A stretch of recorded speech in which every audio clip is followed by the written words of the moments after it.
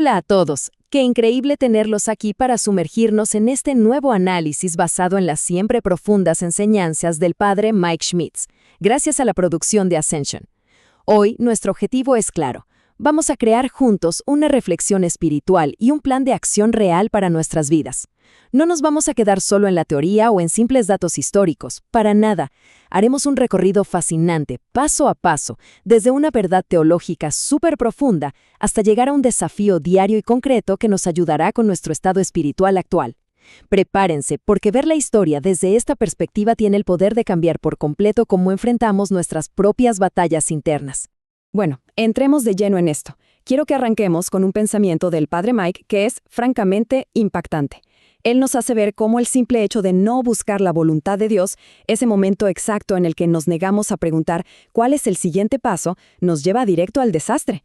O sea, el peligro casi nunca empieza con una rebelión enorme y espectacular, ¿verdad? Todo lo contrario. Empieza con ese rechazo silencioso a dejarnos guiar, una pequeña concesión que termina abriendo la puerta a consecuencias que ni siquiera podríamos haber imaginado.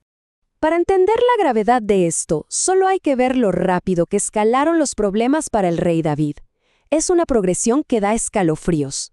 Lo que empezó tiempo atrás como un pecado oculto en la oscuridad, un secretito que él juraba tener bajo control, de repente se transforma en el presente en una sangrienta guerra civil. Y no liderada por cualquiera, sino por su propio hijo Absalón. Imagínense el impacto de ver a un hijo levantarse en armas contra su propio padre. ¿Y la consecuencia inmediata de todo esto? Una desgracia pública total y la necesidad urgente de huir de Jerusalén, dejando atrás su trono. Es vital entender este contexto histórico para dimensionar el problema. Y esto nos lleva a nuestro primer gran tema, la verdadera devastación del pecado. Miren, cuando el pecado y la guerra estallan, la fealdad que dejan a su paso siempre atrapa a personas vulnerables en el fuego cruzado. Podemos verlo claramente en estos 3 detalles históricos del segundo libro de Samuel. Primero tenemos a Siba, engañando y manipulando la situación de Mefiboset para sacar su propio provecho. Luego está Simei, que literalmente no solo le tira piedras a David mientras huye al exilio, sino que lo maldice sin parar, básicamente pateándolo cuando ya está en el suelo. Y la peor de todas, Absalón, afirmando su dominio de la forma más perturbadora, tomando a las concubinas de su padre a la vista de todo Israel. Una declaración pública diseñada para humillar a David hasta lo más profundo. Todo ese dolor incalculable nació de acciones que David creyó hacer en secreto. Pasemos ahora a algo fundamental en esta historia, la diferencia entre actuar como dueños versus actuar como simples administradores. Ahora, lo que realmente llama la atención de este número en pantalla, 1.100.000, es su trasfondo. Esa es la cantidad de hombres aptos para la guerra que David mandó a contar en Israel, según el primer libro de Crónicas. Pero ojo aquí, lo hizo ignorando por completo el sabio consejo de su comandante, Joab. Joab sabía perfectamente que este censo no era una cuestión de estrategia militar, era pura arrogancia. David quería medir su propio poder, olvidando que esa fuerza, en realidad, no le pertenecía. Y para ponerlo en perspectiva, vean esta comparación que ilustra una diferencia teológica gigante. En el libro de los Números, contar al pueblo era algo hermoso. Era registrar a quienes Dios había salvado de Egipto y preservado en el desierto. Era celebrar lo que Dios había hecho. Pero el censo de David es todo lo contrario. Él está contando para ver a quién posee y a quién controla. Esa es la enorme brecha entre reconocer que las personas le pertenecen a Dios y el grave error de reclamarlas como propiedad nuestra solo para inflar el ego. El padre Mike da en el clavo con esta reflexión. Intentar adueñarnos de lo que es de Dios revela una motivación interna súper corrupta. David no estaba liderando con humildad ni sirviendo al Señor, estaba inflando su propio estatus. Estaba estableciéndose a sí mismo en lugar de establecer a Dios. Es un cambio que parece sutil en el corazón, pero como vimos, trae implicaciones absolutamente catastróficas. Lo que nos prepara para analizar nuestra propia respuesta espiritual, la humildad en la mira. Pensemos en esto por un segundo. Cuando recibimos críticas injustas o sentimos que nos lanzan piedras, ¿cómo debemos responder los fieles?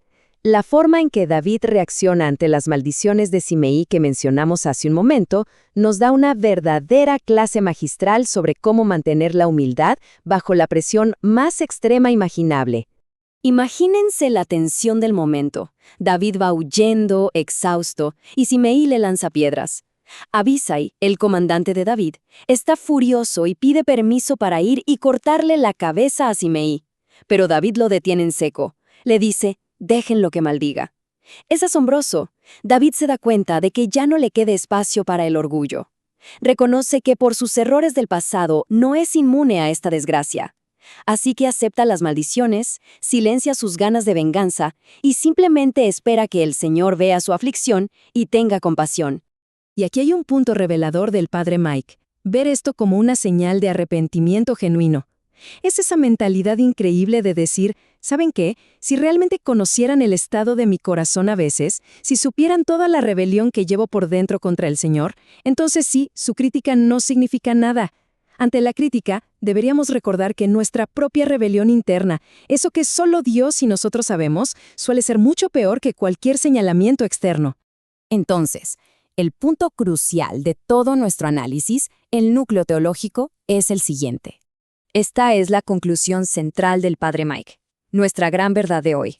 La raíz de toda esta devastación se resume en un corazón que dice, yo quiero lo que yo quiero, y no me importa lo que Dios quiera. Así de simple y así de aterrador. Porque seamos honestos, este sentimiento peligroso existe escondido en el corazón de cada uno de nosotros. Es la pura esencia del egoísmo, y como hemos visto, es el origen de muchísimo dolor. Con esta verdad en mente, veamos cómo se desarrolla esto en la práctica con un desafío diario concreto. Llegamos a la parte de la acción, a lo que tenemos que hacer con esta información para afrontar nuestro propio estado espiritual. Paso 1. Hoy mismo, si enfrentamos alguna crítica dura, hagamos una pausa. No reaccionemos de inmediato. Paso 2. Usemos esa pausa para examinar nuestras motivaciones y buscar si hay orgullo oculto. ¿Nos duele porque lastimaron nuestro ego? Y paso 3. Ceder el control. Renunciar a la idea de que somos dueños de nuestra vida y volver a ser simples administradores de la voluntad de Dios. Es un plan de acción directo y transformador. Para que esto funcione, necesitamos gracia. Así que pasemos a nuestro enfoque de oración final. Como nuestras propias fuerzas no bastan, el padre Mike nos regala esta hermosa oración de discernimiento. Se trata de apartar un pequeño compromiso de tiempo cada día para pedir la gracia de reconocer nuestros errores y saber a qué voces escuchar. Le pedimos a Dios que tu voz sea la más fuerte, la más clara y la que vaya directo a nuestro corazón, especialmente en medio de tanto ruido y orgullo. Y para cerrar esta reflexión sobre el maravilloso material de ascensión, les dejo esta imagen y esta pregunta para que nos acompañe el resto del día. Es una decisión constante.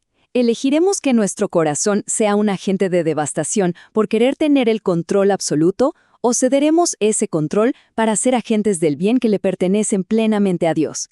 Tomémonos un momento para pensar en esto. Muchísimas gracias por acompañarnos a explorar estas ideas tan profundas y sigamos creciendo y aprendiendo juntos.